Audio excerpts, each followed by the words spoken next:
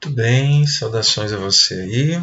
A discussão dessa aula será dando sequência a outras que nós tivemos sobre comunicação digital. A intenção com essa aula é tratar de três tópicos que são de atenção, que movimentam muito o marketing digital nos últimos anos, né? Um deles, inclusive, é um assunto um pouco novo, que ainda está em franco desenvolvimento, embora os outros dois também sejam tópicos que são bastante recentes e ainda aceitam novidades em vários sentidos, tanto acadêmicos, de estudos, de novos dados que chegam para a gente o tempo todo. Tá? Os tópicos são memes, influenciadores e inteligência artificial. Claro que antes disso a gente precisa ter uma outra coisa mais chata ou acadêmica, que é tratar de responsabilidade, sim, nas publicações nesses ambientes. Então vamos lá, começando justamente pela definição, né, das etapas de um serviço de comunicação digital.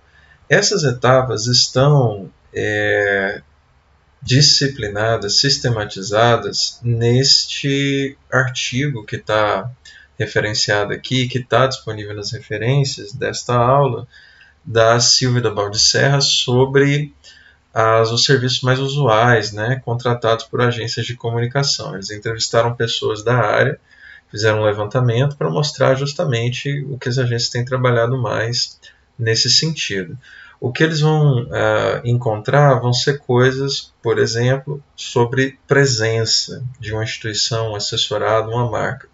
Tanto diagnosticar o que é isso, você fazer uma avaliação de como é que o nome da empresa ou do assessorado está circulando nas redes, se de forma positiva, se de forma negativa, se associada previamente a um valor, a uma marca, ou outros tipos de pessoas, quais atores que estão construindo essa associação, e se não existe essa presença, ou se ela ainda está muito dispersa em uma ou outra hashtag, ou não tem nenhuma menção ao nome da marca, alguma coisa, sobretudo para estabelecimentos, organizações, né, marcas que estão iniciando, as agências oferecem planejamento dessa presença.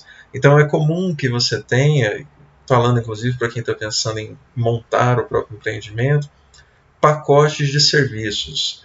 Então, para quem está começando, a gente planeja a presença, né? E esse é um valor X que eu vou cobrar de você. Te entrego o plano, é uma espécie de consultoria, sim? Monto os checklists do que você precisa fazer, o que você precisa contratar, o que teria que ser feito para montar uma identidade visual, montar os perfis nas redes, montar um calendário de publicações, os tons, as editorias, como é que vai funcionar a dinâmica de publicações nesse perfil, coisas nesse sentido. E se você não tem ninguém para executar isso, eu mesmo, a própria agência, faço esse serviço. Contratado por, não sei, durante um período de 6 meses, durante um ano, e vou te entregar resultados X, Y e Z. E aí já é um outro pacote de serviços que vai te custar um pouco mais caro. É como se fosse os serviços freemium que a gente tem, ou se a gente pegar práticas parecidas, em geral com aplicações de internet, Netflix, né, que tem os pacotes mais simples que te dão acesso a uma outra coisa, os mais avançados que aumentam os itens desse pacote e os mais altos que vão te dar acesso a basicamente tudo. Sim, muitas agências têm trabalhado nesse modelo. Já falamos desse sentido de planejamento e produção de conteúdo, que seria algo a mais, né, uma outra linha de serviço. Desenvolver personas para a marca, o que é isso? Imaginar quem são os clientes ideal, qual é o tipo ideal de consumidor ou do público-alvo que a sua marca quer atingir. Sim, isso é o que a gente chama de persona. Fazer serviço de curadoria de conteúdo, às vezes a intenção não é criar conteúdo, mas compartilhar ou dar visibilidade a conteúdos de terceiros, então algumas fazem isso. Analisar métricas, certo? Já virou uma área por si mesma, né? O trabalho com analytics. Compra de mídia e contratação de influenciadores, além de monitoramento, que são, a gente colocaria compra de mídia, resultados indicadores e monitoramento, mais ou menos dentro do mesmo grupo de serviços, que é observar ou lidar com monetização de conteúdo digital. Pode ser pelo Ads, pode ser de via indireta, não é? Pensando em como é que eu consigo usar dados de circulação para cobrar um valor X para circular anúncio ou publicação patrocinada num órgão de imprensa, por exemplo. Isso tudo algumas agências também oferecem. Treinamentos in company, que aí é dentro da empresa, sim, sobretudo para como responder a demandas que vêm da imprensa, como se posicionar em termos de redes sociais pessoais, as coisas que você pode fazer enquanto funcionário daquela empresa e atrelar o seu nome a ela, as coisas que não pode fazer, né? Por exemplo, ou no caso de cargos mais altos, treinamento de media training, ou mesmo para como se portar em entrevistas, que tipo de perguntas ou expressões utilizar, respostas ou expressões utilizar em uma entrevista e coisas nesse sentido. E, claro, algumas pegam até mesmo o serviço de atendimento ao consumidor, o SAC, que é algo absolutamente administrativo, para fazer. Por quê? Por conta de algo que a gente já comentou outras vezes. Às vezes se confundem o serviço de secretaria, vamos dizer assim, e aquele que a comunicação deveria fazer dentro de uma organização. Às vezes é mais fácil a comunicação trazer tudo para si, para que ela não tenha que ficar administrando qual resposta a recepcionista da clínica vai dar, se aparecer um jornalista perguntando alguma coisa. Qual resposta a gente vai dar para um comentário no Instagram se uma outra pessoa que não é da agência, por exemplo, tem acesso à conta e pode responder? Sim? Então, coisas nesse sentido facilitam a gente trazer o saque para dentro da própria agência. E, claro, serviços de inbound marketing, que a gente definiu em aulas anteriores, certo? Aqui apenas para um panorama, né, de vagas, né, que estão abrindo por aí. Essa não está aberta mais, tá? Esse aqui já fechou, para quem está doido aí atrás do estágio, alguma coisa. Mas o panorama tem sido geralmente esse daqui. Vaga, produtor de redes sociais, Goiás da Sorte, tá? Curso Comunicação Social. Primeiro a gente já tem uma abertura para várias áreas, publicidade, jornalismo, rádio e TV ou marketing. Competências, facilidade de leitura, escrita, habilidade com redes sociais, nível avançado, tá? Inclusive TikTok. Criatividade para a criação de stories, facilidade de pesquisa sobre assunto, domínio da língua portuguesa, ser organizado, saber trabalhar em equipe, gostar de tecnologia e estar sempre antenado sobre as novidades. Tudo isso coloca em questão ou demonstra, né, a necessidade das competências das agências que a gente comentou, requeridas pelas agências que a gente comentou na aula passada, que é essa abertura de estar, né, sempre disponível para aprender mais e ter essa curiosidade de conseguir aprender mais. E claro, saber analisar métricas, utilizando o próprio Instagram, outra habilidade que eles colocam aqui, né? Muito rara ainda. Em geral, esse analisar métricas a gente conta como: abre os insights do Instagram e diz para a pessoa que você está vendo. Bom, aí ele mesmo abre os insights, né? O negócio é conseguir fazer alguma análise em cima disso, certo?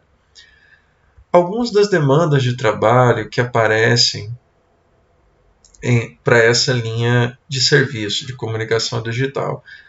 Adequação do conteúdo aos stakeholders e os recursos de cada plataforma. Acho que, inclusive, a gente já chegou a tratar disso em outras aulas. Pensando nas plataformas, isso é importante porque a pessoa que está no Instagram quer consumir conteúdo no Instagram. Ela não quer seguir link na bio, ela não quer ser mandada para um outro link externo, ela não quer clicar que seja no balãozinho do link dos stories, a não ser que seja uma coisa que interesse muito a ela. Por isso, o conteúdo tem que ser montado pensando especificamente nas características de cada plataforma. Então, respeito a acordos contratuais, termos de uso, nessa relação entre a agência e a plataforma, também é uma coisa importante. Cautela para não sobrepor o esforço de engajamento ao compliance. Isso aqui é muito fácil fazer quando a gente está lidando com memes. Sim? Vou usar um meme aqui, uma trend, não é? Vou ligar um vídeo engraçadinho para entrar na trend. Legal, ótimo, fantástico. No TikTok, por exemplo, isso é ainda mais importante do que em outras aplicações, não é? Porque você ganha uma visibilidade realmente em termos práticos, né? Muito maior. No entanto, tem dois problemas aí. O público que você atinge com a viralização, nem sempre, e na verdade, na maioria das vezes, é o público que vai continuar com você depois de ter consumido o seu conteúdo viral. Sim? É como jogar uma rede ao mar, sem saber exatamente se tem peixe ali ou não, e sair puxando. Joga, puxa. Para se tiver peixe, você arranca alguns, não é? Mas você não sabe exatamente onde está o cardume. Sim? É uma pescaria às cegas, esse tipo de trabalho. Usar o meme pelo meme, a trend pela trend. Porque aí o que a gente faz é produzir engajamento sem ter um propósito para ele, ou uma justificativa que não seja o engajamento pelo próprio engajamento. Sim? Isso é problemático e coloca, inclusive, em dúvida a outra questão, os valores da organização. Se você monta um planejamento, um plano de comunicação, manuais, se você tem uma estrutura mínima de organização, mínima, tá? Não estou falando de uma coisa avançada, mínima de organização de comunicação, fica difícil manter uma coerência com os outros produtos, as campanhas, as outras linhas de trabalho, de comunicação institucional na empresa, se você joga elas para o alto no momento de eu preciso entrar na trend. Mas o que isso tem a ver com a organização, com os valores, ou com você não está forçando demais a barra para conseguir fazer esse videozinho engraçado e entrar na trend, inclusive desagradando ao público que é fiel, que está com você, que está ali pelo propósito, pelos valores, pelo atendimento, a oferta do que exatamente o seu assessorado oferece. Esse que está ali não está ali pela trend, e ele não fica pela trend, ele fica por conta da própria organização, de como o assessorado funciona, do que ele tem a oferecer em termos de valores, de marca, de produto, de serviço, de seja o que for que ele tenha vinculado à própria imagem ou à própria marca. E nesse sentido, é extremamente problemático produzir um engajamento pelo engajamento. Também é preciso fazer um estudo de mercado permanente para acompanhar tendências, monitorar novos públicos, avaliar se a gente está colocando a energia, o tempo e os recursos no lugar certo. Às vezes é o momento de eu vou montar um TikTok para o perfil aqui da clínica médica onde eu trabalho. Legal, sim, é sempre louvável, massa, montar um perfil e tudo mais, né? Numa rede nova que está começando. Threads, né? Que está agora aí tentando ameaçar o Twitter, vou montar o perfil no Threads. Ok, certo, ótimo, você está expandindo de alguma maneira as coisas que você está falando sobre assessorado. No entanto, a questão é sempre avaliar qual é o público principal do TikTok, ou quais pessoas você vai conseguir atingir criando um perfil nessa rede, por exemplo. Sim? Se eu tenho uma clínica de repouso para idosos, né, e vou criar um perfil no TikTok, as pessoas que vão consumir o conteúdo não são o público-alvo da minha instituição. Idosos ou adultos mais velhos que já têm pais idosos e que gostariam de hospedar os seus pais nessas clínicas, por exemplo. Sim? Essas pessoas 40 mais ou 60 mais, elas utilizam o TikTok? Sim, tem uma porção pequena de usuários nessa faixa etária que utiliza continuamente essa plataforma. Mas a grande maioria é o quê? Vocês, geração Z, sim? Entre 18 e 24 anos. A grande maioria do público ativo do TikTok tem essa faixa etária hoje. Pode ser que isso mude, como mudou com o Facebook e com o Instagram, sim? Então a geração de vocês está inaugurando o TikTok da mesmo jeito que os millennials inauguraram o Facebook, sim? Há 20 anos atrás, né? 2004, 2008, por aí. Se a gente olha, no entanto, o volume de menção às mídias sociais, né, e que é bem interessante, né, que aparece aqui na pesquisa de 2019, cuidado com essa noção de que o Facebook morreu, que ninguém mais usa o Facebook e tudo mais. Esse público que está em peso no TikTok ou no Snapchat, que aparece aqui com apenas 3% de menções, não está ou não usa com muita ênfase o Facebook. Sim? No entanto, todas as outras faixas etárias estão lá, ou já tem um perfil lá, ainda que não esteja ativo ou atualizado com tanta frequência. Então, o volume de menções naturalmente será maior numa plataforma que tem uma base instalada de usuários maior. Essas menções estão se referindo aos executivos, no caso desse artigo, que entrevistou os donos de agências, né? Quais plataformas eles mencionam mais no trabalho cotidiano deles? A maioria, agências brasileiras, tá? Menciona em 2019 o Facebook. Eu sei que de 3 ou 4 anos para cá, esse panorama mudou um pouco, mas o Facebook ainda é líder, sim, em termos de menções às mídias sociais. Sobretudo porque a gente não vive num país onde o letramento digital ele funciona de maneira tão acelerada, de maneira igual para todas as camadas ou a diversidade que a gente tem que forma a população brasileira.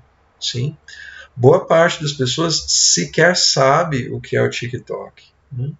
Vocês já devem ter visto um vídeo que agora já ficou antigo, do Twitter, né? Em que as pessoas vão perguntando nas ruas, assim, se eu não me engano, em alguma cidade do Nordeste, se eu não me engano, na Paraíba, não é? No estado da Paraíba. Vão perguntando para as pessoas nas ruas: o seu filho usa Twitter? Ou você usa Twitter? Aí muita gente diz: não uso isso não mexo com isso não, porque eles acham que é droga, né? Ou alguma coisa ilegal, sim? Porque os jornalistas saem perguntando para as pessoas, fazendo um povo fala, assim. E a reação é essa, de não sei nem o que é isso e tudo mais. Provavelmente, se alguém fizesse a mesma coisa com o TikTok hoje, em cidade como Goiânia mesmo, essas reações seriam possíveis, sobretudo nas comunidades mais periféricas, ou nos lugares onde a gente detecta gente com instrução menor, ou que não tem acesso tão facilitado a tecnologias desse tipo. Sim? Embora a penetração dessas coisas tenha melhorado muito e o Brasil seja protagonista em uso de redes sociais no globo. Sim? Se a gente olha, né, a projeção de usuários do Facebook no Brasil, esses dados são de uma matéria do Núcleo, tá? Na verdade, a projeção é que ele continue crescendo até pelo menos 2025, considerando dados que vêm aí do Statista, sim, uma grande plataforma da Universidade de Harvard, né, que faz essas projeções. Se a gente olha para o Bolsonaro, por exemplo, né, que movimentou bastante, né, o cenário de mídias digitais, sobretudo pré e durante a eleição que terminou no ano passado, a gente viu um movimento muito maior das redes do ex-presidente no Facebook. A média móvel de interações por publicação nos perfis do Jair Bolsonaro, né, até outubro de 2020 eram exponencialmente maiores no Facebook do que no Twitter, por exemplo. Sim? Então, a base instalada de usuários e mesmo o número de seguidores não era tão maior assim comparando um com o outro. Mas o nível de interação e de engajamento que se tinha nas duas redes era absolutamente diferente. Porque boa parte dos seguidores do presidente no Twitter eram não só a imprensa, gente que era talvez sequer, né, militante ou seguidor, mas que estava seguindo para acompanhar o que o presidente do país estava dizendo ou tinha a dizer. Sim.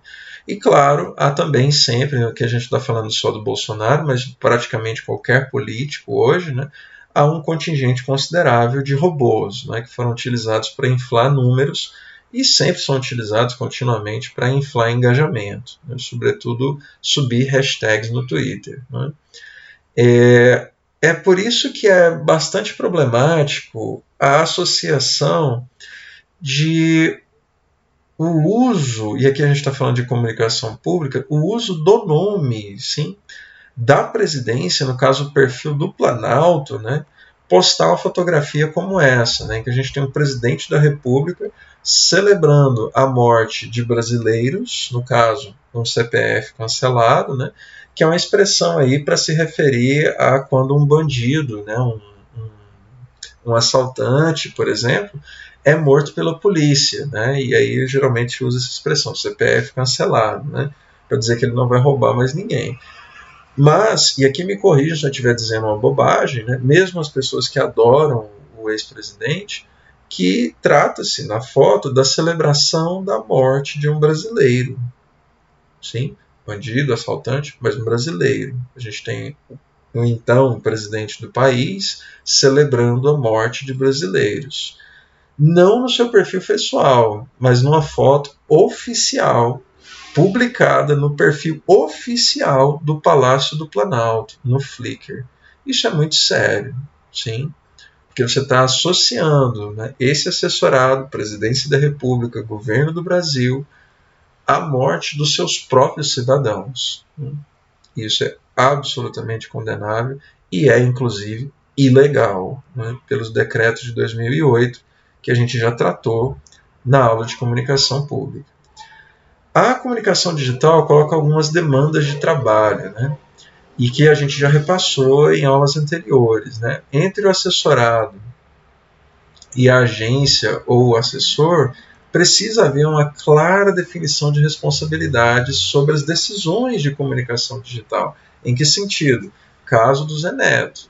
Sim? A gente vê todo dia uma celebridade dizendo algo que não deveria, né? Ou publicando um post constrangedor, ou um vídeo com alguma coisa jogando uma evidência que não deveria ser exposta publicamente, por conta própria, porque, claro, ele tem acesso ao próprio perfil, quando, na verdade, algumas coisas precisariam ser acordadas com a agência ou com o assessor que faz a gestão daquele perfil.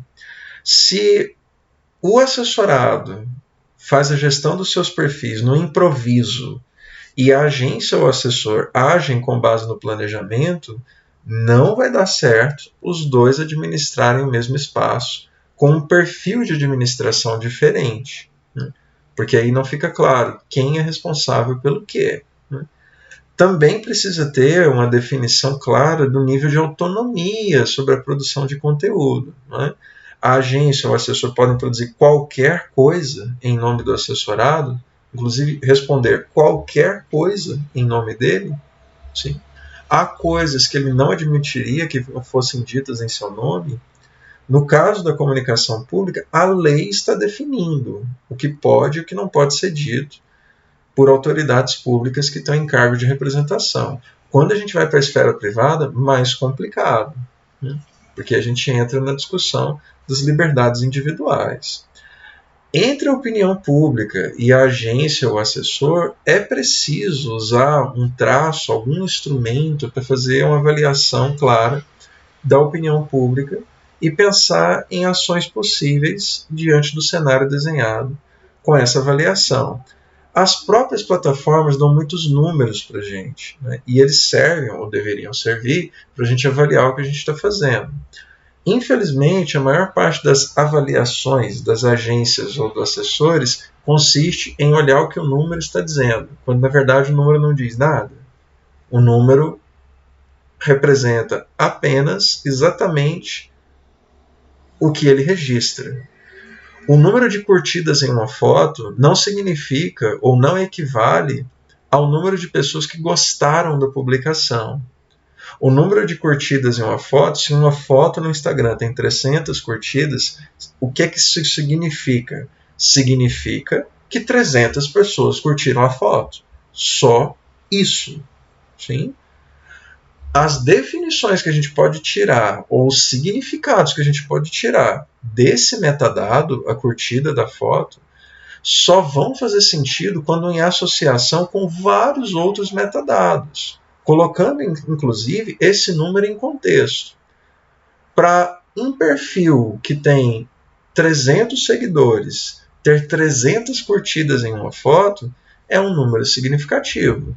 Primeiro porque provavelmente a publicação não será entregue para os 300 seguidores e também porque esse número, para o número específico de seguidores, considerando o alcance que uma publicação desse perfil poderia atingir, é algo considerável. Mas a gente não tem ainda um ponto de celebração, teria que equacionar várias outras coisas. A foto trata-se de algo que se esperaria ver naquele perfil, porque às vezes eu consegui 300 curtidas com um meme que claramente iria viralizar, e nenhuma dessas curtidas foi revertida em seguidores. Então, na verdade, se a intenção com a publicação seria aumentar a base instalada ou tornar aquela marca conhecida, o uso do meme para viralização não seria uma estratégia efetiva. Sim? E claro, a responsabilidade de retratar e produzir um trabalho ético é da assessoria e não do público ou da plataforma. Nesse sentido, é que a gente tem uma prática que ainda existe em alguns lugares por aí, sobretudo para gente um pouco mais datada, talvez, mas que era muito comum há uns 10 ou 5 anos atrás, de algumas agências ou alguns assessores colocarem os termos de uso daquele perfil, daquele canal, daquela rede social. Veja, quem coloca os termos de uso de uma rede social é a própria rede, é a plataforma. Não, aqui não pode fazer comentários sobre tais coisas. Nesse perfil estão banidas as palavras X, Y e Z. Veja, essa gestão, né, ela é livre da assessoria e a necessidade, né, de dizer por que um comentário foi removido ou por que tal resposta foi dada de determinada maneira é da assessoria, não do público que está utilizando a plataforma. A única responsabilidade do público no uso nos comentários do Instagram, por exemplo, é para com o próprio Instagram, no sentido de respeitar termos de uso e políticas estabelecidas pela própria empresa Instagram, e não por aquelas que gerenciam sua imagem através dos perfis desta rede. Casos interessantes aparecem no caso do Robinho, que em 2020, por exemplo, comentou, né, infelizmente existe esse movimento feminista. E agora, inclusive mais recentemente, vazaram áudios, né, pelo UOL, mostrando que, na verdade, ele admitiu, né, o estupro, né, de que ele foi acusado e que até então estava sob investigação. Esse é um caso bastante problemático em que a gente não controla. Imagine você, assessor de imprensa, assessor de comunicação do Robinho, sim? É difícil controlar quais declarações vão vir a público ou quais declarações serão dadas em público. E zelar pelo comportamento do assessorado não é dever do assessor, sem dúvida, mas fazer a gestão da imagem que advém do comportamento do assessorado, sim, essa está sob responsabilidade do assessor.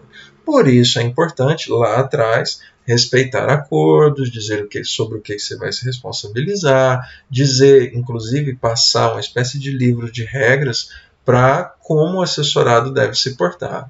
Esse tipo de problema é muito mais comum quando o assessorado é uma personalidade, né? Uma pessoa, uma celebridade, uma pessoa pública, e não exatamente uma instituição. Né?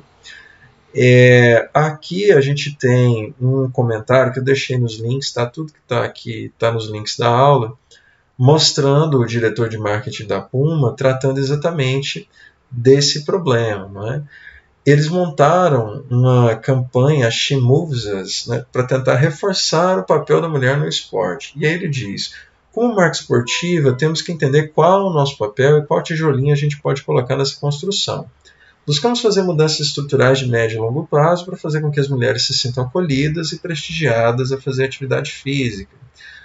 Como exemplo, eles citam um patrocínio recente à marca de todas as atletas do time feminino do Palmeiras, né?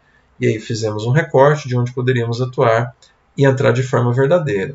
O próprio Palmeiras aumenta ou tenta dar credibilidade, capitalizar em cima da atuação de jogadoras do feminino para justamente montar ou puxar um valor positivo, no caso de sustentabilidade social, para ser associado à sua própria marca, no caso, a do Clube Palmeiras. E claro, a Puma, no momento de fazer essa associação, né, com outras marcas, no caso a gente está falando aqui de um clube de futebol, também busca outras vozes que consigam representar ou trazer visibilidade a essa proposta. Né? No caso aqui, a associação com o Neymar, que todo mundo sabe da influência que tem para além da esfera do futebol. As agências e as produtores de conteúdo, né, especializados em assessoria, em comunicação digital, estão cada vez mais atentas a outros tipos de plataforma para mostrar ou montar assessorias, ou montar visibilidade ou demonstrar gestão de marca. Para além das redes sociais, que é a parte mais óbvia, os games também têm se tornado uma plataforma muito forte nesse sentido. O Neymar, por exemplo, algum tempo atrás estava fazendo a publicidade de o próprio personagem, ele, Neymar, ter entrado para o jogo Fortnite, que virou uma plataforma de publicidade. Sim. Fortnite, para quem não sabe, é um joguinho de tiro, né, que começou ali no celular e muito rapidamente ganhou versão para basicamente qualquer coisa que tem um chip hoje em dia. Né? E, claro, montou-se uma plataforma de publicidade ali. As empresas pagam para ter skins, né, roupinhas, né, de seus personagens dentro do Fortnite, porque virou uma plataforma de publicidade, das mais efetivas, inclusive. Porque várias das pessoas compram as skins ou elas ficam disponíveis temporariamente. A Marvel, por exemplo, se acostumou a fazer isso no momento de lançamento dos seus títulos de filmes, séries ou coisas nesse sentido. Né? A Disney, né? Disney, Marvel, grande conglomerado, né? Que faz isso com a maior parte dos seus produtos de entretenimento. Sempre que tem um filme novo, uma série nova, eles lançam uma skin, que são as suas roupinhas, para o Fortnite, para promover aquele conteúdo dentro dessa nova plataforma. E nesse sentido, ela também faz esse papel.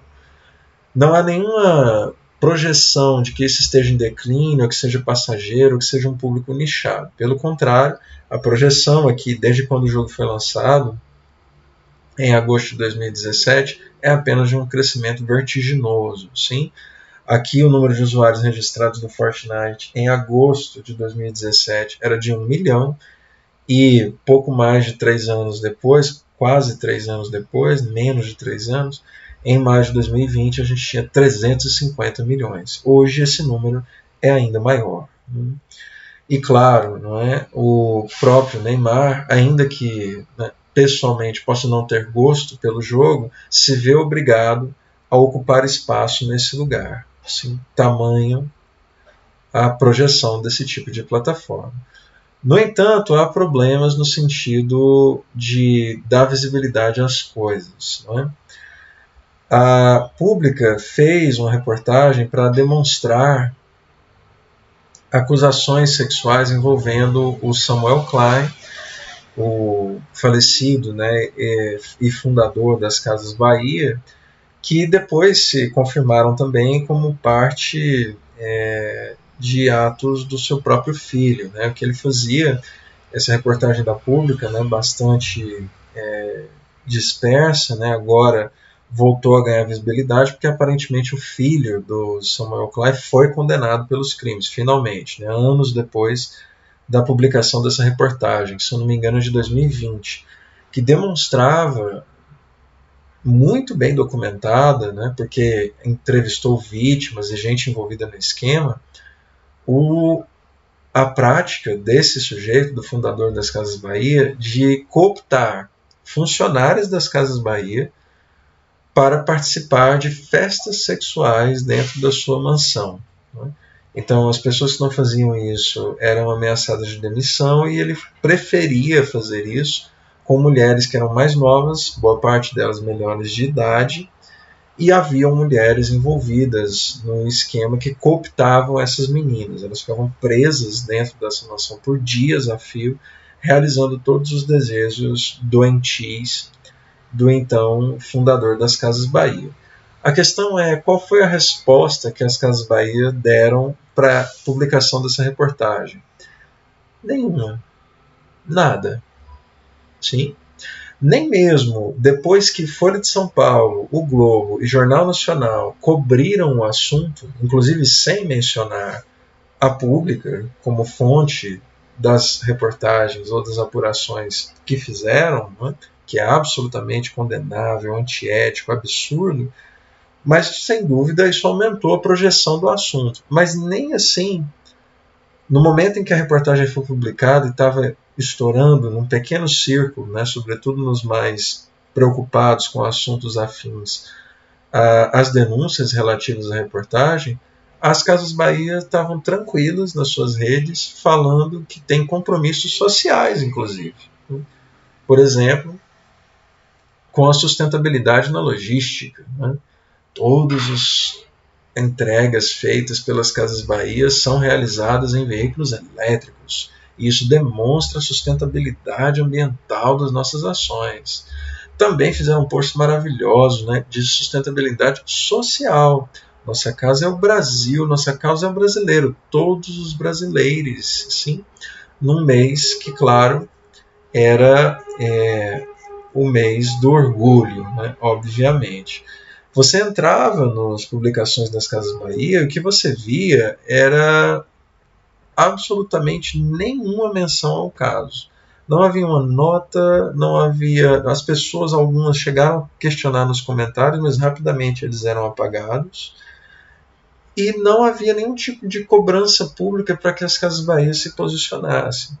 Muito sabidamente, o ano era a edição do BBB em que participou a Juliette, em 2021, e muito sabiamente, né, talvez a nível técnico, mas sem dúvida muito antieticamente, as Casas Bahia, o time de comunicação era maio, montaram uma campanha antecipando, em dia 23 de abril, né, uma ação com a mãe da então mais popular participante do BBB, a Juliette. Né? Em 23 de abril, a gente estava semanas do Dia das Mães, mas as Casas Bahia anteciparam, né, essas ações de publicidade dos Dias das Mães para criar uma espécie de cortina de fumaça sobre as denúncias da pública, para que quando você colocasse no Twitter o nome Casas Bahia ou no Google, você fosse direcionado para os comentários sobre a Juliette, a mãe dela, porque fizeram uma promoção em que levaram produtos da Casas Bahia para a casa da mãe da Juliette, simplesmente para dizer, ou montaram uma promoção das ações ou dos descontos que as Casas Bahia iriam dar no mês das mães, né? E, portanto, criando uma cortina de fumaça sobre o problema envolvendo o nome Casas Bahia. As reações das pessoas era que isso foi lindo, não é? Massa demais, show de bola, arrasou com o presente da Dona Fátima, não é? E não também por acaso a Via Varejo mudou de nome. A Via Varejo é a empresa que controla as Casas Bahia. E mudaram a marca e, ao mesmo tempo, fizeram um reposicionamento focado no digital, tentando mudar nomes em alguns documentos das Casas Bahia para esse da Via Varejo, que passou a se chamar Via. Havia, nesse sentido, perdoe que trocadilho, uma tentativa de desassociar também o nome Casas Bahia de alguns vínculos judiciais que se poderia questionar futuramente em relação às denúncias envolvendo as Casas Bahia. Em termos de impacto nas ações da empresa, também não se notou absolutamente nada. A reportagem foi publicada no dia 15 de abril e o mercado, não é? Esse mercado, sempre muito preocupado, aparentemente não estava incomodado com denúncias de que o fundador e o então presidente, né, a família que controla, né, as Casas Bahia, os Klein, tinham entre os seus patriarcas pessoas que exploravam meninas, né, dezenas delas, né, com uma espécie de trabalho escravo sexual forçado, sim, durante dias. Aqui o Maurício Sticer está chamando a atenção da ombudsman da Folha, que chegou a dizer que a Folha não estava cobrindo essa denúncia seríssima que a agência pública estava fazendo. A ombudsman da Folha, que serve justamente para criticar a falta, não é, da atenção do jornal a algumas questões, estava chamando atenção para isso. E o que a gente vê depois, né, no nome de algumas pessoas como o Rogério Cristofoletti, grande nome da ética no jornalismo, é de que um dia depois da Folha Ombudsman criticar o silêncio sobre a reportagem da agência pública sobre os crimes de Samuel Klein, a dona das Casas Bahia publicou uma página inteira de anúncio na Folha. Ou seja, a razão de a Folha não estar cobrindo o escândalo sexual tinha ligação com o patrocínio da empresa, a Via Varejo, nos cadernos impressos do jornal Folha de São Paulo. E por isso, aparentemente, ela estava blindada de denúncias nesse sentido.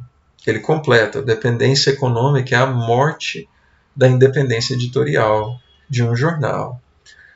Mais à frente, o Instituto Samuel Klein apenas suspendeu as atividades do Instituto, simplesmente em razão para redefinir a sua atuação por conta das denúncias. Em termos de relacionamento, o que a gente tem aqui é que buscar engajamento não significa responder qualquer comentário na publicação. A gente já fez essas indicações em outra aula. Comentários muitas vezes são apenas isso, comentários. As pessoas estão dizendo o que elas gostariam de dizer. Né? Agora, inclusive, no Instagram está na moda o emoji da mãozinha dizendo, né, botão de quem acha isso ou aquilo. Né? E aí cria-se uma conversa quase que paralela sobre o que está sendo discutido no post e não necessariamente pedindo a intervenção do dono do perfil. Inclusive, ela pouco importa. Sim? Qualquer ação de provocação da audiência, no entanto, tem que ser planejada, prevendo possíveis cenários de crise. Se a gente está falando de memes, influenciadores e coisas do tipo, mais importante ainda.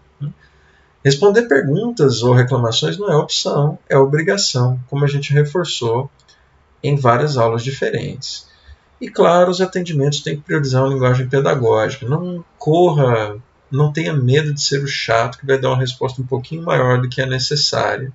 Com essa resposta um pouquinho maior, mais completa, dizendo algo que às vezes a pessoa, além do que ela perguntou, você evita novas perguntas e ao mesmo tempo instrui quem achava que sabia um procedimento para fazer alguma coisa. Sim? Sobre memes, né? Aqui a gente está definindo meme como um conteúdo criado por terceiros e viralizado nas redes sociais, apropriado e remixado para uso na web em diferentes contextos, retendo parte do seu sentido original ou apresentando sentidos completamente diferentes, certo? As recomendações no uso de memes é para que você não produza engajamento pelo engajamento, é procurar sentidos que possam ressoar com os stakeholders da organização. Sim? Só um minuto para botar o computador na tomada aqui, ao vivo, então tem disso.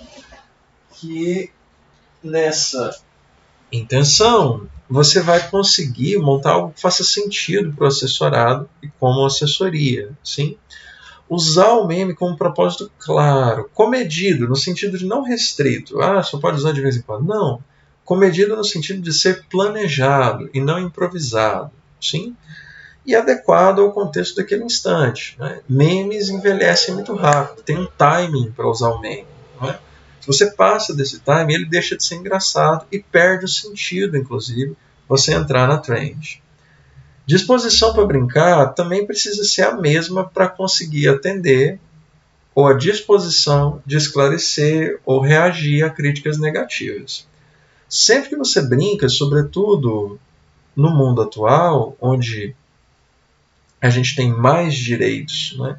Ou uma construção de uma sociedade progressista que consiga produzir visões mais respeitosas do outro, né?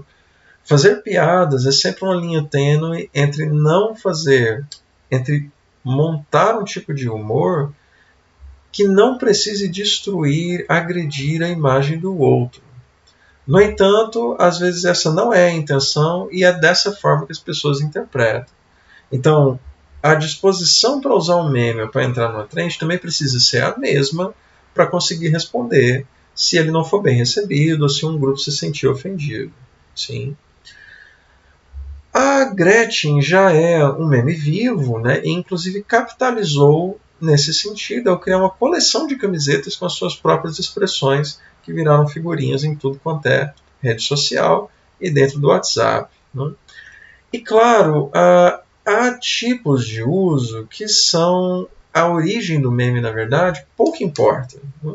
Há um tempo atrás, né, no começo deste ano e no finalzinho do anterior, virou meme a reação de usar a expressão quer fazer? Quer postar? Posta. É de bom tom? Não, não é de bom tom. A origem do meme é de uma espécie de consultora de viagens, sim, que no momento desse vídeo ela está tentando explicar por que não é legal você que foi para a França com o seu dinheirinho, não é? Champagne Problems, dizer para a pessoa que foi, sendo que essa que está perguntando para você não tem dinheiro para ir. Né? Então quer ficar postando para todo mundo, mostrando que você foi para a França, se sua rede de amigos não tem como fazer isso, é de bom tom? Não, não é de bom tom, mas você quer postar? Posta. Sim? A origem do meme é essa. Vamos ver se vocês vão conseguir ouvir, tá? Keila, Se não, eu deixei o link aí para vocês verem depois. Keila, eu estou com 8 amigos num jatinho particular, estamos indo para Noronha, todos devidamente testados, e eu gostaria de saber se eu posso postar nós juntos com uma champanhota escrito eu mereço e tal. Tu quer postar? Posta. É de bom tom? Não, não é de bom tom. Tá na dúvida? É isso. Quanto custa o com? O que vai acontecer é, na verdade, na pandemia do coronavírus, né? Aconteceu aí no finalzinho, quando a gente já tinha vacina e tudo mais, justamente essa questão de você dar publicidade às viagens que se fazia. No caso, uma viagem, né, de luxo e tudo mais, muito distante da capacidade da maioria das pessoas. A Netflix capitalizou em cima do meme. Quer ver Chiquititas no sigilo e depois postar falando mal no Twitter? Posta. É de bom tom? Não é de bom tom. Faz sentido para a proposição, para a informação que a Netflix está tentando dar? Faz. Sim. Porque a gente está tentando montar, o meme está relacionado justamente a isso. Né? Você fazer algo que parece errado e depois dizer ou tentar justificar essa ação, no caso, né, tentando dizer que não fez. O sentido, né, do uso original do meme é mais ou menos o mesmo. Então ele se encaixa com a proposta da informação que a Netflix está tentando dar ou da imagem que ela está tentando passar para as pessoas que consomem essa série, esse produto específico chamado Chiquititas. Sim? Faz sentido aqui. Né? Outra publicação é essa da Prefeitura de Goiânia, em que a gente tem, né, um recorte de um motociclista dançando, e no recorte você tem uma manchete de um jornal, Diário do Estado: o pesadelo do jamelão chega ao fim em Goiânia, considerando que várias dessas árvores seriam substituídas em algumas avenidas da cidade. O meme aqui se justifica, a maioria das pessoas aplaude a ação porque esse problema, as árvores, os jamelões, têm frutas que são muito escorregadias, sobretudo quando chove. Né? E aí a gente tem o problema de motociclistas serem as principais vítimas disso, porque, enfim, a moto é mais instável do que o carro, né? Então a facilidade de acontecer um acidente nesse sentido é maior. No entanto, isso não elimina críticas. Você tem, por exemplo, o Alan dizendo: quero ver acabar com o pesadelo das chuvas na Marginal Botafogo. A prefeitura não respondeu. Sim? Talvez por considerar que a repercussão geral foi muito positiva para dar vazão a uma crítica, né, que nada tinha a ver ou tinha uma relação indireta com o assunto discutido no post. No entanto, é aquilo que a gente disse: a sua disposição para fazer brincadeirinha, colocar o cara fazendo a dancinha aqui, tem que ser a mesma para oferecer atendimento, sobretudo se a gente está falando de comunicação pública. Né? Não há sequer opção de você não responder a um cidadão que paga os impostos e, portanto, o funcionamento da própria prefeitura. Aqui a gente tem um post um pouco diferente, que é a publicação da UFG durante a pandemia, falando aqui definição de saudade. Né?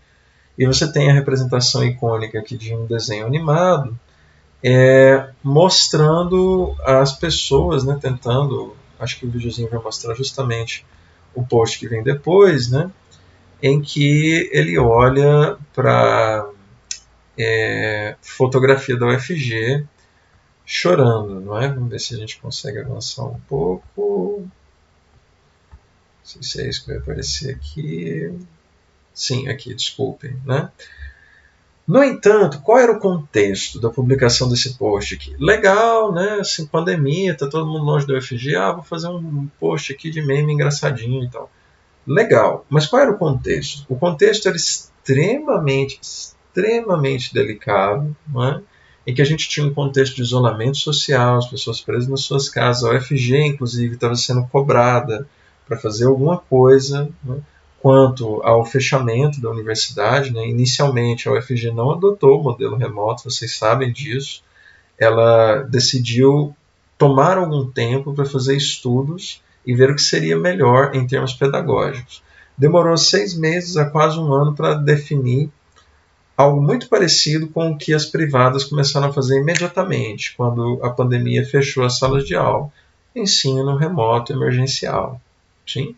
Então já havia uma pressão social muito grande sobre a UFG para ela definir alguma coisa e dar informações. Como é que vai ficar o semestre? Como é que vai ficar as pessoas que trancaram? E gente que trancou e quer voltar? O que os professores têm que fazer para colocar sua carga horária? Como os técnicos vão trabalhar? E quais são os regimes para bater ponto, por exemplo?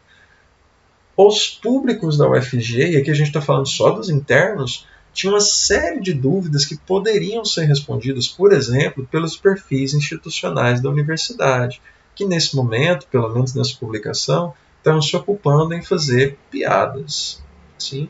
Claro que isso gerava revolta em algumas pessoas. Não é? Gente, por exemplo, que vai dizer: saudade que eu tenho é não ter tanto trabalho para casa igual estamos tendo no ensino à distância. Nenhum professor está pegando leve, vários trabalhos, seminários em todas as matérias, exageradamente sobrecarregado, além das aulas que ultrapassam o horário.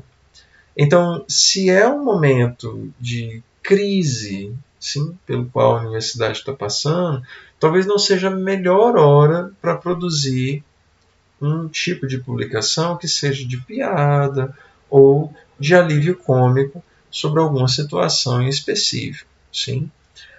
Outra publicação também bastante interessante para a gente analisar é essa daqui, que faz a promoção, não vou dizer para vocês, mas que usa a imagem da Anitta, certo? Aqui você, como usuário, né, entrou no Instagram, vai ver essa publicação aqui da UFG. Bicha, se eu hablar, né? E aí você tem várias outras fotografias, né? São 9, né? Da mesma frase em línguas diferentes. Seja parle, não é? Em francês, e lá no final em espanhol, em francês, em inglês, para lá no final, na última foto do carrossel, 9 fotos depois, você ter a promoção dos cursos de línguas do Centro de Línguas.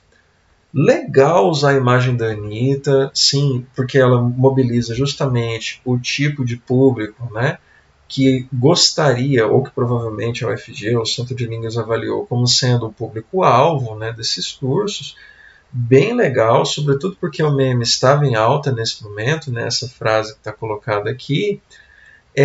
No entanto, você tem 9 publicações, 9 fotografias, perdão, no carrossel, até chegar na informação do post de fato. Veja que há uma chance muito grande de as pessoas passarem 2 ou 3 fotos e ou irem para o texto da legenda ou continuarem a descer o feed. Se a pessoa não vai para o texto da legenda, onde aí sim a gente tem alguma informação, as matrículas para o Centro de Línguas estão abertas e tudo mais, mas se ela não vai para o texto da legenda, a gente perdeu o público que estaria sendo informado por essa peça. A ideia de usar o meme para chamar a atenção das pessoas e depois oferecer a informação é legal, bastante legítima, bem inteligente inclusive, e bem montada. A questão como ela foi executada, no entanto, é que talvez pudesse ser melhor. Se você tivesse 2 ou 3 imagens, ou talvez uma imagem, né, e depois colocasse as outras em sequência, mas a informação em si, que é o calendário, não é? Ou a oferta desses cursos de línguas, aparecesse mais cedo, a chance de retenção desse público seria bem maior. Sim? E há, inclusive, os comentários que aparecem aqui. A maior parte das pessoas gostou muito, inclusive gente dizendo que o estagiário merecia um aumento, enfim. E, no entanto, um monte de gente, né, rindo, e alguns colocando perguntas que não aparecem nem no post, nem na imagem. Onde serão as aulas? Veja, sim, há uma disposição, né, para brincadeira, mas está faltando a informação. O pessoal rindo, e lá no final alguém colocou: para educação usaram uma pessoa que não representa a mesma. A UFG ironiza, não é, o comentário, logo essa cantora trilingue, e aí depois uma outra pessoa vai dizer: minha opinião é a mesma, como graduada na UFG, estou cada dia mais decepcionada com quem está por trás da faculdade. Como mãe, repudio a mulher que não representou e não é modelo, etc., para nenhum jovem. No entanto, se a gente observar os perfis que estão fazendo a crítica aqui, eles são de uma faixa etária diferente e, inclusive, formam um público que é diferente do pretendido pela publicação. Então, é razoável, inclusive, imaginar que haveria dissonâncias, né, com o público que não é alvo desse post, que são as pessoas que se identificam com cantora ou que fazem parte da faixa etária, né, que estão mais vinculadas às discussões que ela faz, sim, no seu trabalho como artista. Um outro comentário muito interessante aparece aqui nesse do Mário. Uma curiosidade: a UFG pode utilizar a imagem de um artista livremente para promocionar seus cursos de extensão? Porque o artista pode processar na justiça a instituição cobrando os direitos de uso pela imagem. Sim? A questão é que a UFG responde de uma maneira bastante preocupante. Vejam a resposta. Olá, Mário. A gente usa algumas imagens que se tornam memes para trazer um tom humorístico às informações da universidade, o que nos aproxima do público. Como é uma foto que se tornou muito popular, o artista muitas vezes não se importa. Quer dizer, veja, eu estou apostando que ninguém vai se preocupar com isso. Já utilizamos outras referências delas e não houve problema. Assim esperamos que permaneça. Emoji rindo. Sim. É uma resposta que, talvez para manter o tom de brincadeira, ou para não transformar isso numa questão séria, ou mesmo dar espaço para judicialização ou para discussão mais nesse sentido, poderia ser justificada dessa forma. Mas ainda assim é preocupante, porque o sujeito está colocando uma coisa que faz sentido. Sim? Embora no meme a gente parece que tem uma licença para fazer qualquer coisa, não é? Ele ainda responde dizendo que desconhece se as matrículas são administradas pela FUNAP ou pela PROAD, mas se for o primeiro caso, o projeto tem uma arrecadação de recursos, como muitos outros projetos de extensão, e 8% desses recursos são destinados ao FG. Sim. Acontece, no entanto, das pessoas não aceitarem. Não é? O Marcos Mion, por exemplo, processou empresas em R$500 milhão por uso indevido da imagem dele. Sim. Tratava-se aqui de um vídeo que ele publicou nos seus perfis pessoais, falando sobre o Dia dos Pais, como era para ele ser pai de um menino autista e tudo mais. Uma empresa pegou o vídeo publicado no perfil dele, né, e compartilhou no perfil da empresa, tentando vincular, né, a defesa, os sentimentos que ele convoca no vídeo, a um produto comercializado pela empresa, sem autorização para tanto. Então, nesse sentido, né, o uso não foi autorizado. E a própria legislação brasileira permite que as pessoas cobrem por esse uso de imagem. Sim. Então, a gente está diante de dois casos reais, em que em um não aconteceu nada, e o FG aposta que continue ficando assim, a sorte, sim. E no outro, bom, aconteceu alguma coisa. Então isso é muito sério. Sim? E por isso a necessidade de pensar melhor no momento de fazer ou entrar em memes ou trends. O influenciador é uma personalidade que adquiriu notoriedade, né, junto a públicos específicos e que tem a capacidade de mobilizar a opinião pública em assuntos daquele segmento. Ele é visto como uma espécie de especialista, não é? Ou de sujeito que fala sobre aquilo. Não é? Geralmente é assim que a gente se refere às pessoas, quando a gente vai indicar ele a alguém. Não é? Ah, fulano está querendo viajar para um lugar tal. Ah, sim, segue fulana, que tem um perfil de viagens. Né? E ela fala muito sobre isso. Então, estou tentando fazer um tratamento médico sobre tal coisa. Ah, sim, segue fulano, que tem um perfil, fala muito sobre isso. O influenciador é visto hoje como líder de opinião, né? Do Two-Step Flow Communication, né? Da teoria dos usos e gratificações que vocês vão ver ou já viram em teorias da comunicação. É uma espécie de atualização dessa estrutura de repasse da comunicação por mediadores mais fortes, vamos chamar assim, porque tem uma mobilização da opinião que é vista como de mais credibilidade, desafiando inclusive vários dos jornais hoje, não é? Para influenciadores, é importante definir a parceria depois de um exame muito cuidadoso da carreira e da postura social. Aquela coisa dos acordos, mais ou menos entre o assessorado e o assessor. Sim? Definir muito bem o que pode e o que não pode e evitar improvisos. Não é?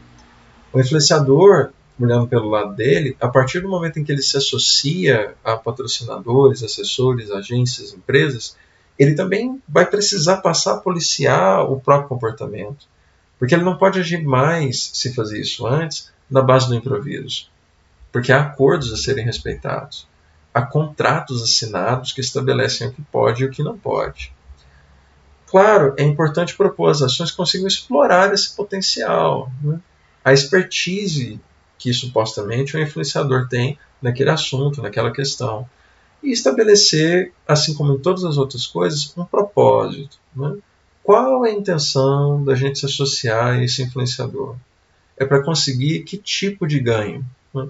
Visibilidade apenas, seguidores, compras, conversões.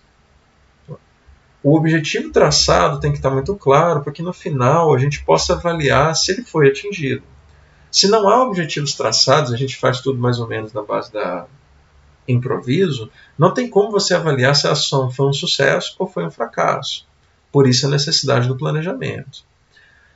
Uma coisa interessante que chocou muita gente foi quando essa mulher, a Lauren Prota, anunciou a gravidez por meio de uma parceria, no caso com a Lacta. Sim? Muita gente, inclusive, vai colocar em questão, nossa, mas o anúncio do próprio filho, né, já nasceu, né, por meio de uma publi. Sim? E foi exatamente o que ela fez, né, anunciando a gravidez com recomeço, nascimento, vida nova, não é? Tudo a ver em questão de propósito, encaixando com a retórica sobre a Páscoa, né? Uma festa que, na verdade, tem origens com os hebreus, né? E que foi apropriada pelos cristãos, né? Com esse significado de nascimento, renascimento, de vida nova. Né? Isso, lá no finalzinho, lá na legenda no final, tem a marcação para dizer que é uma publi, né? E não algo espontâneo. A recepção para isso foram das mais variadas. Né? Teve gente detestando, dizendo que era um absurdo, mas a maior parte teve uma recepção positiva, vendo isso como algo que fazia sentido. E aí vejam a importância da coerência, né? De ter um propósito, de construir um vínculo que faça sentido na cabeça das pessoas. Sim? A maior parte das avaliações são positivas porque veem, né, o sentido dessa associação. O que é bem diferente do governo federal pagar influenciadores para propagandear atendimento precoce, por exemplo. Né? Essa moça, Flávia Viana, por exemplo, chegou a dizer no seu perfil, com essas palavras, solicite um atendimento precoce. Sim, se você sentir qualquer sintoma aí da Covid. Recebeu para isso, né, R$11.500 de dinheiro público, certo? Seu, meu, né, de todas as pessoas que pagamos impostos, para fazer esses posts no Instagram. Sim, bastante condenável. Né? O que é bem diferente de a gente ter, por exemplo, a associação do Manual do Mundo, né, um perfil que fala sobre ciência, curiosidades e tudo mais, para explicar por que a LG tem um 8K, uma tecnologia de imagem muito avançada. Ele vai explicar no detalhe como é que a televisão funciona e como que ela consegue oferecer para os seus olhos uma imagem que nem o olho humano tem capacidade de gerar com tamanha qualidade. O que deveria nos colocar a questão de por que a gente está comprando algo que a gente não consegue enxergar exatamente. Mas a questão é que essa associação faz sentido, sim. Ele explica cientificamente, é visto como uma voz de autoridade nesse sentido, por que a televisão da LG é melhor, sim. E claro, há associações, aqui parece que tem alguma coisa desconfigurada. Sim, esses posts estão fora do ar, desculpem, né? Mostrando aqui uma ação da Elo, né, que faz cartões, no caso uma campanha específica chamada Achados Elo, né? Eles contrataram alguns influenciadores, né, elegeram alguns restaurantes e naquele período as pessoas que utilizassem o cartão Elo naqueles lugares, né, eleitos pelo restaurante, pela seleção que eles fizeram em parceria com os influenciadores, teriam desconto naquele período específico, né? Existia inclusive uma hashtag que tentaram montar, né, Achados Elo, emplacar, para você ir atrás dos restaurantes que estavam usando esse tipo de publicação. O Guia 2, um dos perfis de comidinhas aqui de Goiânia, né, fez essa parceria com eles e mostraram exatamente um menu, degustação, né, de um restaurante que participou da promoção. Não sei se vai dar para ouvir. Uma degustação de comida árabe super completa. Oi, eu sou o Marcos e hoje o Guia 2 vai te mostrar o Rosário 26, um achado Elo em Pirinópolis, e fica até o final que quem paga com cartão Elo tem benefícios. O restaurante fica na rua mais famosa de Piri e o achado Elo é esse menu degustação de pratos árabes, com quibe cru e frito, pastinha, charuto, arroz de cordeiro e tabule. O melhor é que nas compras acima de R$100 pagando com o cartão Elo, você ganha essa torta holandesa que estava muito boa. Os preços estão na descrição, marca quem vai te levar para conhecer e use Elo para viver experiências como essa em outros achados. Acesse achados.elo.com.br. Sim, faz sentido esse tipo de associação porque você está procurando justamente o tipo de público que acha, supostamente, lugares legais para você ir. Sim? Então, a campanha foi montada em vista dos influenciadores, sim? Para que eles participassem dela. Então não fica parecendo uma coisa incidental ou arranjada, né? Porque é exatamente esse o propósito de perfis como esses. Achar, encontrar coisas que valham a pena a visita. Por isso, a campanha teve boas feedbacks e recomendações. Em termos de planejamento, é importante, portanto, tomar ciência do perfil dos stakeholders, o alcance real e projetado das interações, os canais e fluxos, né, de interação entre pessoas e as possibilidades dessa interação, né, os botões, as hashtags, os metadados, né, em termos de sistema. E, claro, tratar eventuais problemas que sempre vão aparecer quando a gente envolve mais de uma entidade, com objetividade, com foco, né, sem usar a emoção. Né, e pensar na sedimentação do feedback em curto e longo prazo. Às vezes a campanha ela não tem, ou aquela ação em comunicação digital não tem um resultado imediato, mas ela pode construir uma segmentação a longo prazo. Um post publicado hoje pode continuar circulando durante algum tempo, né, chegando sobretudo a camadas onde a recirculação daquela publicação vai ganhar um novo significado. A gente sempre está vendo isso acontecer na internet, né? O que é cultura por bala desejo. Sim? O videozinho que viralizou, que todo mundo riu e tudo mais, é de uma entrevista antiga, que ganhou um significado novo nas vias de um meme engraçado, sobretudo retirado do contexto da entrevista, né? Dentro do âmbito de um programa de cultura que fazia essa pergunta basicamente todas as pessoas que apresentavam lá, certo? Em termos de respostas e engajamento, priorizar os feedbacks com maior potencial de indexação. O que isso quer dizer? Se a pessoa tem um perfil verificado ou se a pergunta que ela fez, ou a interação que ela apresentou é comum, é uma dúvida frequente, alguma coisa nesse sentido, dê prioridade a ela primeiro. Isso não quer dizer que você não vai responder aos outros, mas responda a primeiro, ou dedique mais atenção, considerando o potencial de alcance que essa resposta vai ter. Ao mesmo tempo, isso não quer dizer que você tenha que perder o foco de atendimento ou não prover transparência. Sim? Responder rápido é uma agilidade, é uma demonstração, de compromisso, de que a assessoria, e no caso a organização que ela representa, se importa com as pessoas que estão fazendo a pergunta, que estão tentando interagir. Isso consegue construir pontes, né, e possibilita a manutenção desse engajamento em níveis interessantes. No entanto, não significa responder de imediato, sobretudo em situações de crise, sim? Onde às vezes a ansiedade para fazer isso é maior, porque senão vai ficar parecendo que a gente está escondendo alguma coisa. Você pode dar uma resposta rápida dizendo as informações que você tem para dar naquele momento, sim? Mas cuidado com a velocidade, quando às vezes seria melhor dar uma segurada para dar uma resposta mais completa. Sobretudo quando a pergunta ou a crítica vem em tom de desafio à credibilidade da instituição, do assessorado, da pessoa pública em questão. Sim? Produzir peças em função do engajamento é importante, claro, é uma métrica importante, sim, em comunicação digital, em absoluto. No entanto, a gente não pode prejudicar o uso pedagógico dos feedbacks ou o foco em questão. Se você coloca uma dúvida séria, como aquela que o FG teve que responder, a resposta precisa vir num tom sério. Entende-se que às vezes a dinâmica da estratégia puxa para um lado ou para o outro, mas é muito perigoso em alguns contextos, sobretudo na comunicação pública, a gente dar respostas muito vagas ou muito evasivas, porque o tempo todo a gente está construindo imagem.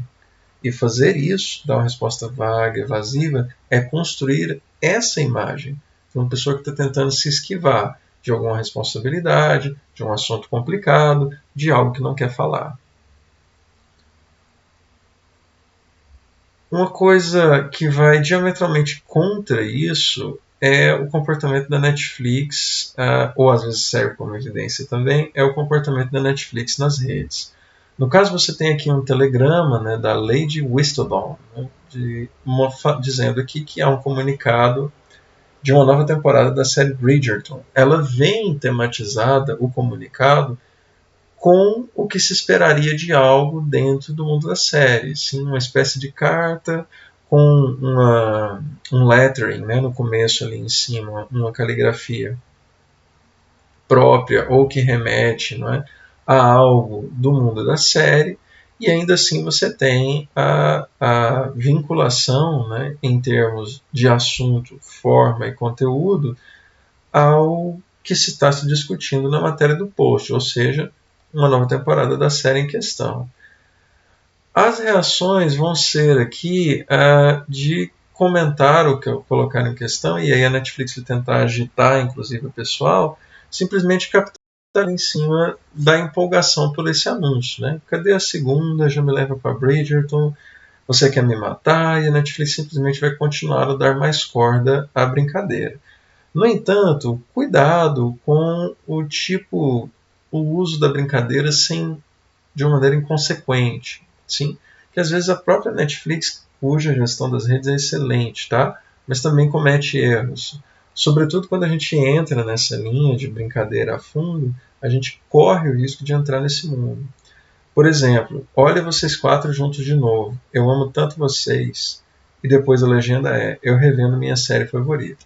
Se você nunca assistiu essa série, se você não sabe quem são as pessoas, o contexto em que isso aconteceu, em que essas falas foram ditas, esse post faz sentido para você?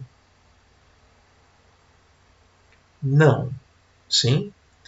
Se a gente tivesse aqui no perfil da série em específico, se eu não me engano, acho que The Good Place, esse daqui, se tivesse o perfil da série específico fazendo esse tipo de publicação, e a Netflix fazendo uma marcação em parceria, em que os dois perfis ficam visíveis, menos mal, porque já estaria identificado pelo menos qual é a série.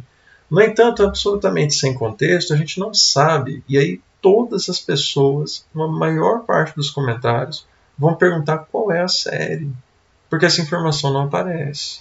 Sim? E para elas, o post não fez nenhum sentido. Sim? Então, trata-se de um deslize. Né? Muita gente, inclusive, começou a achar que haveriam episódios novos, ou que esse seria um teaser de uma nova temporada, porque a Netflix não deu nenhuma informação. Né?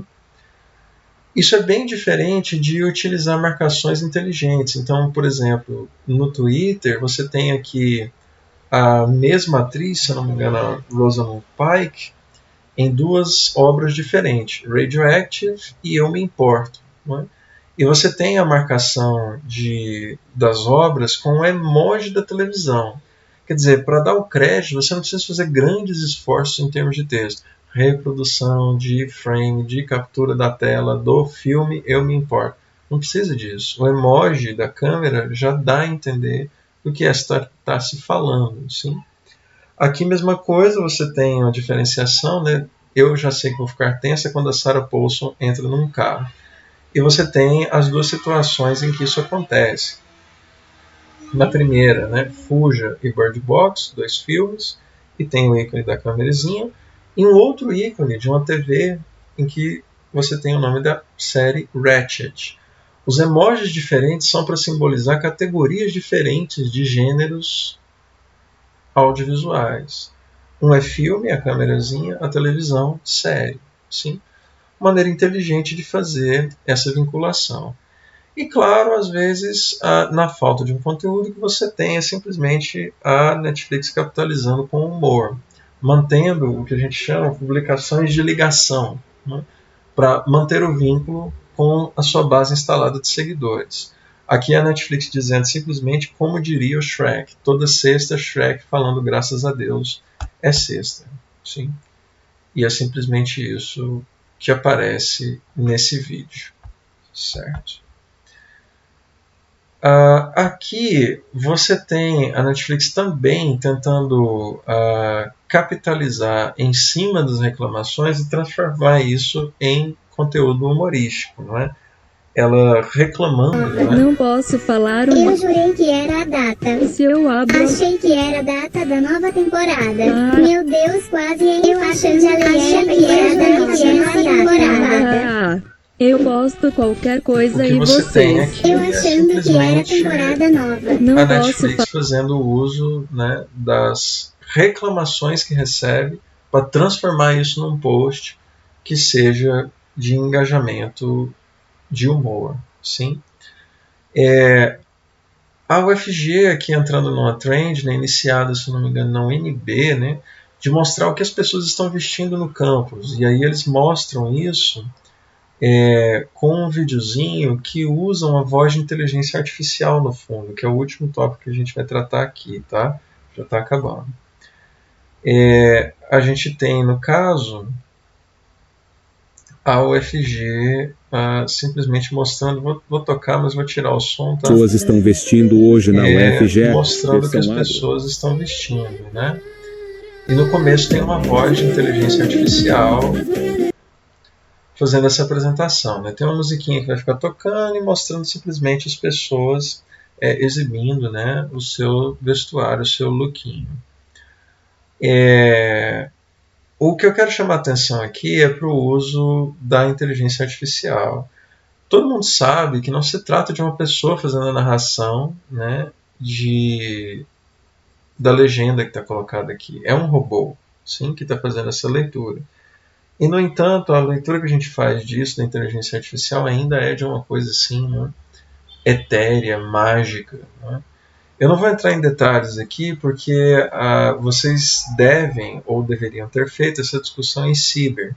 Mas para as pessoas que não pegaram a disciplina comigo ou que não fizeram essa discussão lá, muito rapidamente, inteligência artificial nada tem a ver com robôs em atitudes de singularidade, ou seja, consciência, sim? Inteligência artificial são simplesmente programas sofisticados usando tecnologias que a gente reúne sob esse acrônimo. Sim? Processamento de linguagem natural, redes neurais, aprendizado de máquina, aprendizado profundo, todas são técnicas que a gente chama de inteligência artificial. Reúne todas essas tecnologias nesse nome.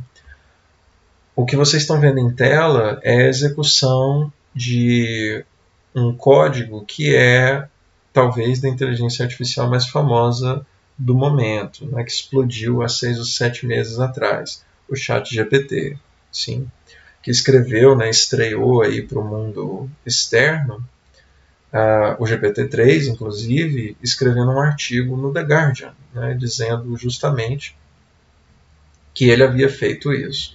Essa tecnologia existe há muito tempo, por exemplo, em aplicações, né, com outros tipos de interface, como da Alexa, que a gente usa a voz para interagir, ou qualquer uma das outras assistentes digitais, tá?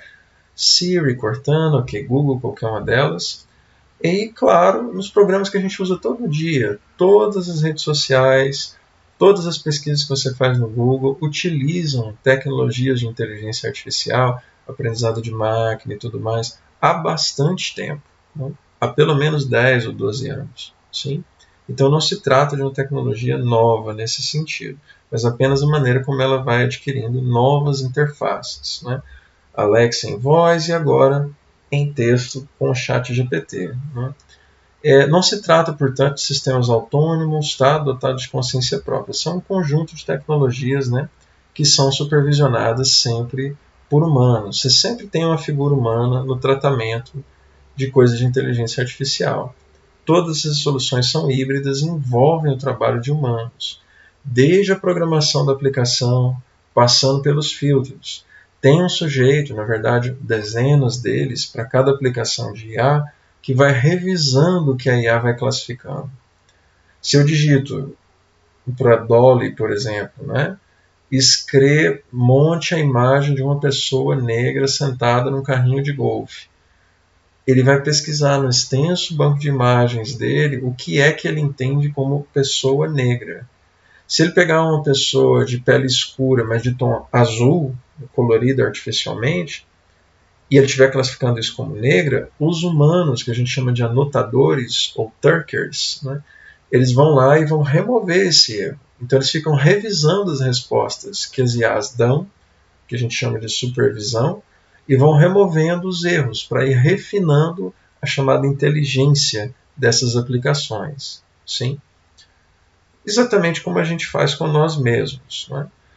No final, no momento de entregar os resultados, a gente também tem mediação humana, porque eles vão ser revisados antes de serem repassados como aprovados para quando alguém fizer aquele tipo de consulta. Sim? Na área de assessoria, a gente já tem inúmeras aplicações nesse sentido. O número delas aumentou bastante nos últimos anos, mas há, por exemplo, funções como essa da Synthesia, né, disponível, se não me engano, desde 2017, que monta, ou tem a proposta de montar, vídeos corporativos em mais de 60 idiomas. Sim? Quando você entra no site, né, você tem aqui, crie vídeos profissionais em mais de 60 idiomas, os clientes, né, a Reuters, a WPP, a BBC, né? Gente que já está utilizando, mais de 10 mil empresas, e embaixo ele mostra como funciona. Você escolhe um avatar, certo? Nenhuma dessas pessoas existe, nenhuma. Todas elas foram criadas por inteligência artificial. Digita o texto que você quer que o avatar fale. Pode inclusive fazer uma customização, colocar logos, né, um título, alguma coisa, um slide que vai aparecer no fundo enquanto a pessoa fala. Escolhe o idioma e gera o vídeo. Pronto. E você tem a pessoa com a dicção perfeita, com a voz e tudo, dizendo exatamente o que precisaria ser montado, né? O Canva apresentou, né, há pouco tempo atrás, uma função para fazer algo parecido com imagens ou com texto. Você consegue, né, não tem um botão agora que eles chamam de função mágica, né? Ainda nessa visão, né, de que a inteligência artificial é uma coisa mágica, né, em que você pede, monte um texto sobre tal coisa, monte um post assim, assim, e ele gera para você. O Microsoft Designer vai além, né? O Canva gera imagens ou texto. O Designer da Microsoft, que é um Canva da Microsoft, gera o post completo. Então, se você disser, monte um post com uma pessoa segurando um diploma, dizendo inscrições abertas para o Enem de tal data, com a cor amarelo no título e vermelho embaixo, ele vai montar o post todinho, completo para você. Nesse sentido, qual a necessidade de te contratar para fazer um serviço de social media? Sim? Essa é a pergunta que a gente tem que começar a fazer. Né? Essa é a pergunta que a gente tem que se colocar. Né? E as respostas para isso estão, aparentemente, em admitir algumas coisas. Primeiro, de fato, as IAs agilizam etapas técnicas de produção de conteúdo. Uma coisa que elas podem nos ajudar muito, por exemplo, é para gerar texto ou descrição de imagem. Esse é um uso bastante útil para inteligência artificial, se elas não cometerem erros, sim, ou se forem absolutamente precisas. Por quê? Economiza tempo. É uma coisa que todo mundo precisa fazer, tem que fazer a descrição de imagem.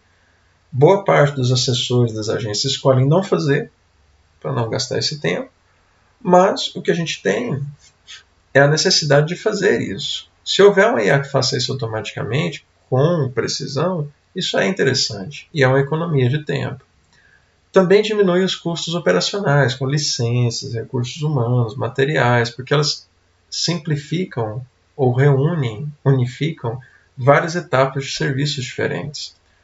Atenuam as exigências de especialidade, quer dizer, eu não preciso ser designer para conseguir montar um post razoavelmente interessante. Elas facilitam. Às vezes eu tenho uma ideia interessante, né? Mas me falta o desempenho, a mão do designer para conseguir desenhá-la. Né? As IAs permitem a fruição dessas ideias, então nesse sentido também é positivo. No entanto, elas não dispensam planejamento. Elas não vão resolver ou planejar as coisas por você, porque é o assessor ou a assessoria que conhece todo o contexto ou o processo que precisa ser respondido, planejado, antecipado, né, avaliado depois de concluído, para conseguir dar razão ou dar vazão aos objetivos daquela campanha, daquela ação, daquele serviço, daquela promoção. Sim? Então, você pode utilizar a tecnologia de IA para montar um post, mas avaliar se a repercussão do post foi positiva ou negativa precisa ser uma tarefa desempenhada pelo assessor. Nesse sentido é que a gente parece estar caminhando para um papel que seja mais analítico, né? Mais inteligente. Né? E para isso a gente precisa entender, né, tudo que a gente está colocando como importante aqui. Observar, sair do papel de execução, né, de quem executa as coisas para quem pensa elas, quem as planeja, quem avalia, quem analisa. Sim? Só consegue fazer isso quem tem densidade de formação, e é por isso todo o esforço que a gente está fazendo na universidade ao tratar de assuntos como esse com vocês. Né? Colocam em risco a personalização de mensagens para os stakeholders. Tudo é mais ou menos igual. A começar, por exemplo, por essas vozinhas, motoca, por essas vozes que a gente usa para dublar vídeos ou ler as legendas nas redes sociais. Todas são muito parecidas. Dá para dizer de cara que é um robô. Sim? Diminui o nível de personalização. O que acontece se a gente começar a fazer isso com todas as outras coisas? As imagens, os textos, os grafismos, os modelos. Tudo vai ficar muito uniformizado. Sim? Então, diminui, né, ou colocam em risco a originalidade. Né? A falta de entendimento sobre essa operação gera uma apropriação indevida, como as IAs funcionam. Sim? Se você não entende como elas funcionam, você começa a usar de um jeito não muito inteligente. Um exemplo chulo aqui para vocês. Né? Aconteceu, inclusive, nessa disciplina, né? Não me lembro exatamente se nessa turma agora, mas aconteceu, de a gente ter pessoas que utilizaram o ChatGPT para construir um release, por exemplo. você consegue dizer de cara que o release foi produzido pelo ChatGPT, porque o texto é genérico, porque ele não é específico, porque ele tem informação desatualizada e tudo mais. O texto do ChatGPT é muito característico, sim? Ele é muito facilmente identificável. Mas eu não precisaria ter essa leitura se eu simplesmente soubesse, ou eu como aluno, soubesse como o ChatGPT funciona. Tudo que você pergunta para o chat e tudo que ele responde passa a fazer parte da base de dados do ChatGPT. É por isso que se eu for até lá e perguntar para ele, você escreveu este texto, e colar o texto que eu acho que está um pouco suspeito, ele vai me dizer, sim, fui eu. É por isso que usar o chat para produzir uma coisa e dizer que foi você não é muito inteligente. E só pode partir de uma pessoa que não sabe usar o que ela está usando. Ela não sabe como funciona aquele negócio que ela está usando. Sim? E isso, bom, é bastante constrangedor, para a pessoa, claro. Embaraçoso, eu acho. Então, para que você não caia nesse tipo de situação na vida profissional, é importante entender como essas coisas funcionam, sim? Minimamente. E, claro, ainda carregam uma estética muito caricata para o grande público. Elas ainda vão evoluir bastante, com certeza, mas ainda são muito facilmente identificáveis. Pedi para o ChatGPT gerar um artigo de opinião, para a turma de PTJ, ao vivo, na frente da turma.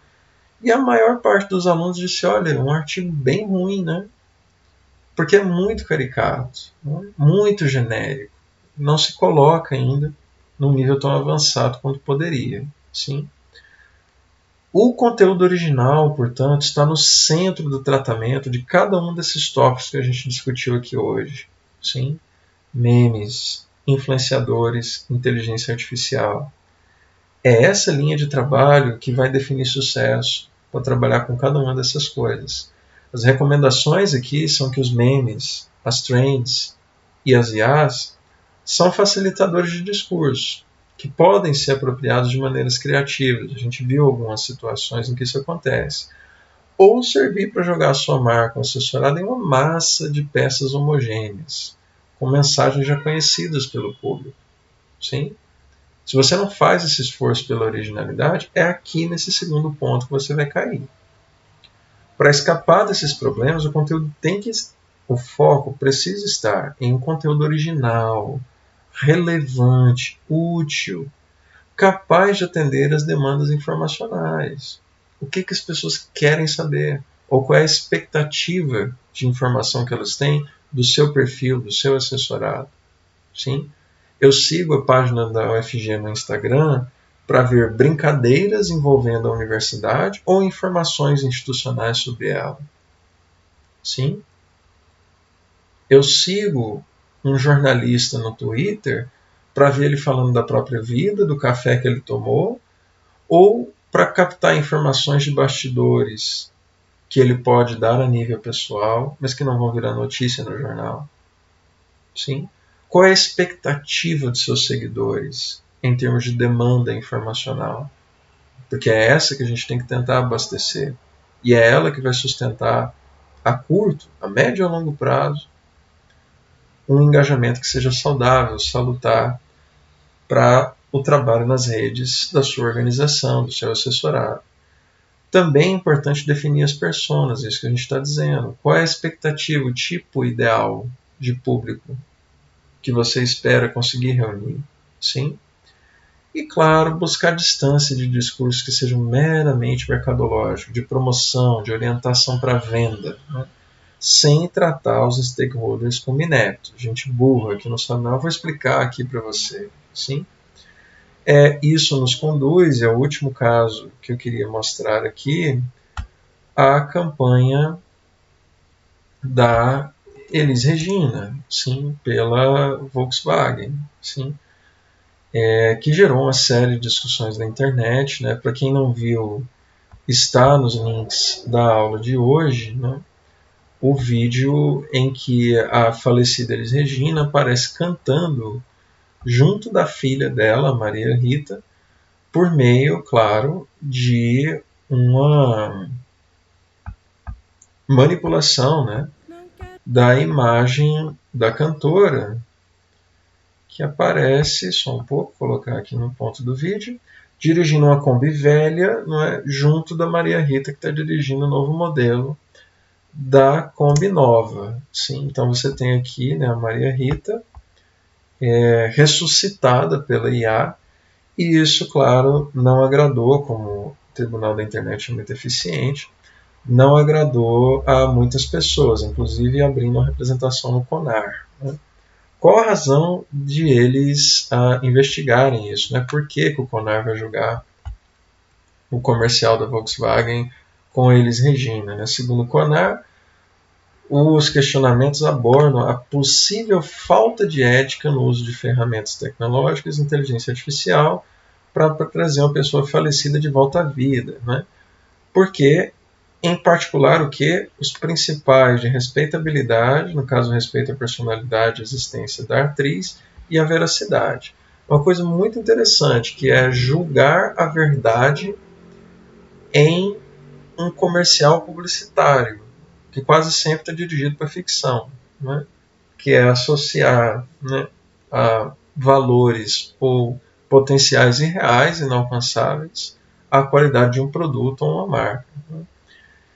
O que é muito interessante é que as pessoas também disseram, né, parte das reclamações, que o comercial poderia causar confusão, sobretudo entre crianças e adolescentes, na distinção entre um conteúdo ficcional e a realidade. Sim.